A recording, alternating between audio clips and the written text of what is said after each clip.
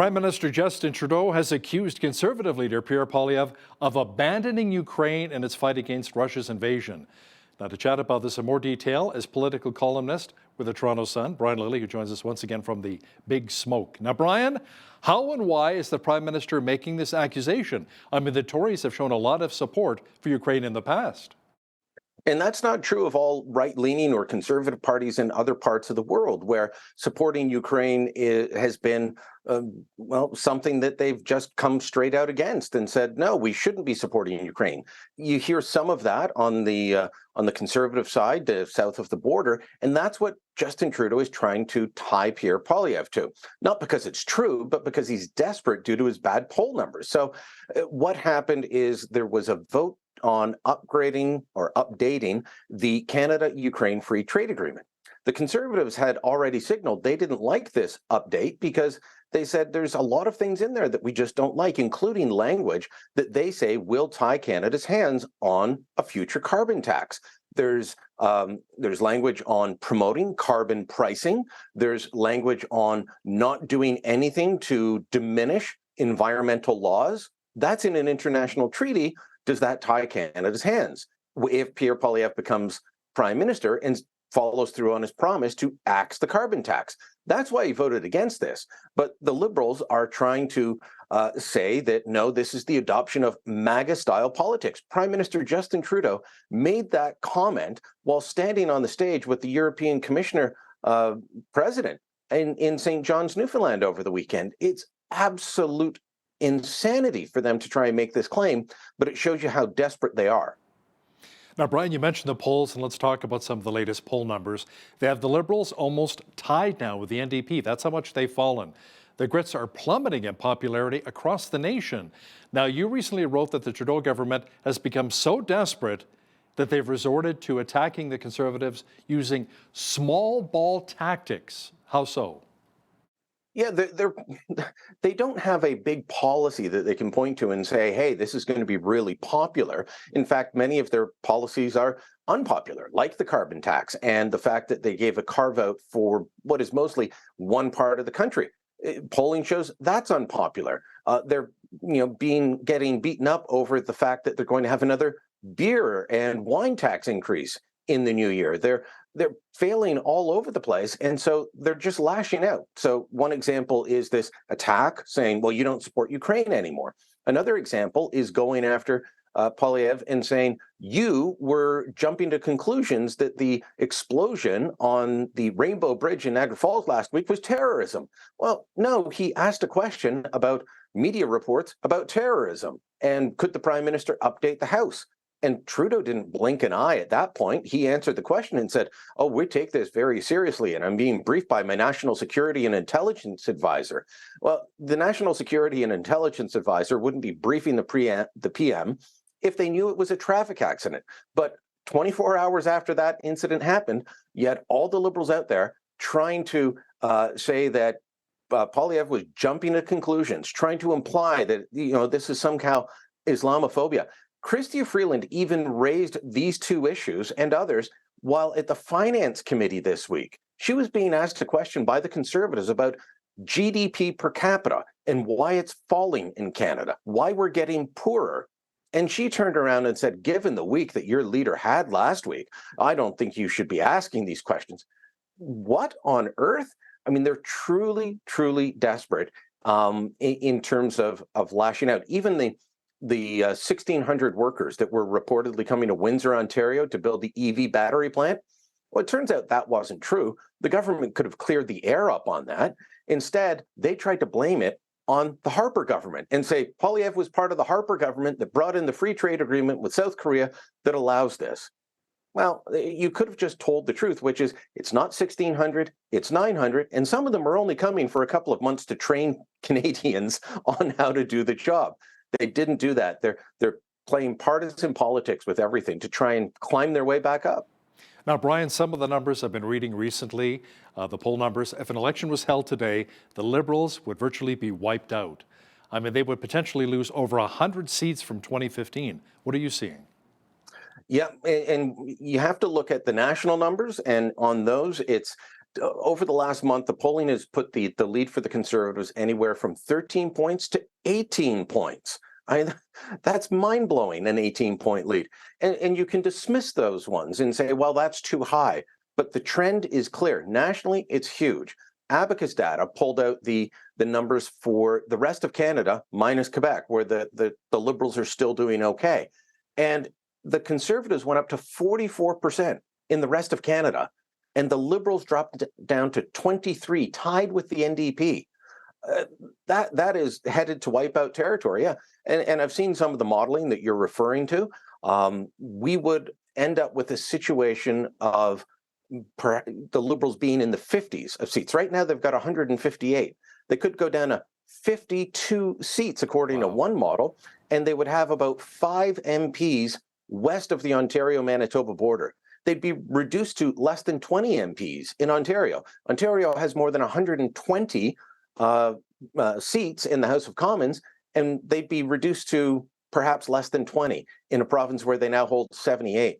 That is a beating of epic proportions. Not their worst. That was Michael Ignatieff in 2011, but they're headed in that direction. A caveat warning to everyone listening, we don't have an election yet, and campaigns still matter. You know, it's interesting. I was reading a recent post on X from Dan McTagg, former Liberal MP under the Chrétien and the Paul Martin era, those governments. And he was saying that the Conservative Party today is more of a centrist to right party, more of a centrist party, and that's what the Liberal Party used to be, where he says he doesn't even recognize the Trudeau Liberals anymore from the party that he used to serve under for so many years, right? Yeah, well, Dan's somebody I see around town here in Toronto, somebody I've known and covered for a long time, and he's absolutely right on that. This is not your grandfather's Liberal Party. The Liberal Party has moved to the left. They've tried to outflank the NDP. I mean, just this week, Housing Minister Sean Fraser said, we should give everyone a house. What? You had Environment Minister Stephen Guilbeault say, I'm a proud Liberal and a proud socialist, in response to a question in the House of Commons that had nothing to do, I don't think, with him being a socialist. So, yeah, this is a very different Liberal Party. When McTagg was there, they were centrist and they were business friendly. You can't find that now. Brian, it appears as though the federal Tories are attempting to embarrass the Liberals once again on the carbon tax, forcing another vote on Bill C-234. For a lot of our viewers, that's the bill that would exempt farmers from paying the carbon tax on propane and natural gas used for commercial purposes, such as drying the grain. What's the strategy here? Well, so the bill passed last March, and it's been before the Senate for a little while now. And the Liberals want to keep saying it's an independent Senate, and yet the senators that Justin Trudeau has appointed, not all of them, thankfully, but many of them, some of them are trying to block this. And we saw last week, Andrew Scheer put out a wanted poster with the faces of 2 of them on. And, you know, the Liberals screamed harassment. You're harassing these poor women. He gave out their office phone number and their Senate email address and say, contact these 2 senators that are blocking passage of this bill and tell them what you think. I'm pretty sure you can still find a senator's phone number online or in a phone book if you have one. So it wasn't harassment, but they are trying to put pressure on the Senate. And if the Senate won't pass it, at least embarrass the Trudeau Liberals on refusing to do this carve-out. The Liberals keep saying, look, farmers are already exempt, but you're right. When it comes to drying grains, they're not. Poilievre has pointed to not even just drying grains, I believe it's a mushroom farm in his riding that spends $10,000 a month on the carbon tax. Well, that pushes up the price of mushrooms, doesn't it? Mm-hmm. There's the greenhouse that grows tomatoes that I used to buy their tomatoes when I was in Ottawa. They are spending a ton on the carbon tax. So it's heating barns, it's mushroom farms, it's drying grains, it's greenhouses. You know, there's still a lot of farm activity that is not exempt from the carbon tax. They want to fix it. I think if this does go to a free vote in the Senate, that it will pass, and the Trudeau Liberals don't want that. And I love my mushrooms on my steaks, I got to tell you, Brian. Now, speaking, still with the food theme here, people are still talking about the Poilievre interview he did a few weeks ago where he was munching on that apple outdoors as a reporter was chatting with him. Now he had a recent run-in with a reporter from the Canadian Press. Did it land Poilievre on Fox News yet again?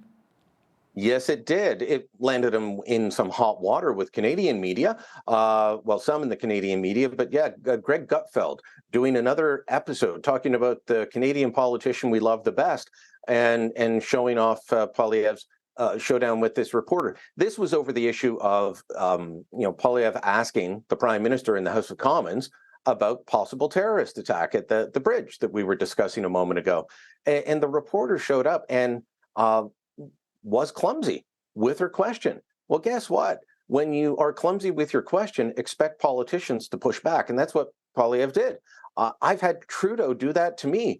No journalist, stood up and said, "Oh, that's horrible. How dare you do that?" No, Katie Simpson from CBC got to the mic right after me and asked her question. It's part of the job. You move on. Everyone needs to put on their big boy pants and big girl pants and just do their job. But Poilievre, I will say this: he does have to be careful how often he tries this tactic of having run-ins with the media, because it will grate against some swing voters that he's been able to pull over to his side if he's doing it too often. Brian, as you've heard, Alberta's invoked the Sovereignty Act over clean energy regulations. What has the response been like so far from Environment Minister Stephen Guilbeault? He's dismissive of this idea, and first off, he disputes the entire premise of Danielle Smith's complaints about the clean energy regulations, and says that she's not telling the truth about it. I believe that Premier Smith is the right one on this, but Guilbeault has been dismissive of everything, just like he's been dismissive of the two court cases he's lost. He's lost two major environmental court cases, and he just wants to say, no, nothing to see here, move on. So that's what he's doing with Danielle Smith. I think if you remember the carbon tax vote a little while ago, where the Liberal MP voted with the opposition parties, and he said Stephen Guilbeault's not the right person to sell the message about the carbon tax in Atlantic Canada. I would say Stephen Guilbeault's not the right person to sell the environmental message anywhere, except maybe in Quebec. He remains popular in Quebec. The Liberal Party remains popular in Quebec. But Guilbeault is someone who grates on voters in Ontario, across the prairies, and look, the Liberals have 2 seats in Alberta. We know they don't care about Alberta, but him picking fights with provincial leaders across the country, across the political spectrum, is a bad look for the government. Brian, when it comes to the carbon tax, Alberta, like many problems, yes, definitely has a problem with it. Saskatchewan is promising to stop collecting the tax altogether. Is this creating a bit of a national unity problem for the Trudeau government? It is, and just so everyone knows, because I always get asked this, why can Saskatchewan say they won't collect it? Why won't my province do that? Saskatchewan has a government-run natural gas provider for most of the province. They provide natural gas to most of the homes, so they can do that. It's not TC Energy or Enbridge or any of these other companies that we have in Ontario and Alberta. And if the premiers tried to do that, they'd be telling the companies to break the law. Saskatchewan is saying, we're not going to follow this law. Absolutely, this is part of a national unity problem for the Trudeau government. You've got a resurgence of the Parti Québécois in Quebec. You've got Alberta invoking a Sovereignty Act. You've got Mo doing this. I've never seen, the only thing that is united are the premiers in fighting with the federal government. I've never seen it on this level. There's always going to be some irritant between Ottawa and various provincial governments. But for the last 4 or 5 years, it has been premiers coming together across party lines to fight with the government, whether it's on energy policy, carbon taxes, healthcare transfers, bail reform. The premiers have been united, and Trudeau has been seen as someone that can't get his act together.